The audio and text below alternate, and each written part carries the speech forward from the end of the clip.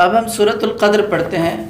سورۃ القدر مکی صورت ہے اور اس میں 5 آیتیں ہیں کہ یہاں پر قرآن کریم کا نازل ہونا اور لیلۃ القدر کے حوالے سے جو بات ہے اور جو احکامات فرشتوں کو ملتے ہیں اس کے حوالے سے بات کی گئی ہے۔ دیکھیے، بسم اللہ الرحمن الرحیم، انا انزلناہ فی لیلۃ القدر، بے شک ہم نے اس قرآن کو شب قدر میں نازل کیا ہے۔ اس کا ایک مطلب تو یہ ہے کہ پورا قرآن لوح محفوظ سے اس رات میں اتارا گیا، پھر حضرت جبرائیل علیہ السلام اسے تھوڑا تھوڑا کر کے 23 سال تک حضرت صلی اللہ علیہ وسلم پر نازل کرتے رہے۔ اور دوسرا مطلب یہ ہے کہ حضرت صلی اللہ علیہ وسلم پر قرآن کریم کا نزول سب سے پہلے شب قدر میں شروع ہوا۔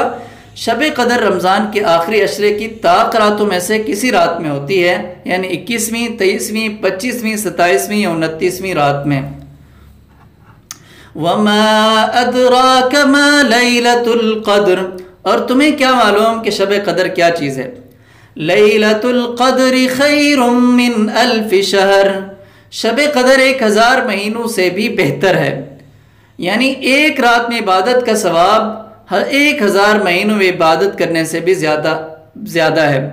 تنزل الملائکۃ والروح فیہا بإذن ربہم من کل امر، اس میں فرشتے اور روح اپنے پروردگار کی اجازت سے ہر کام کے لیے اترتے ہیں۔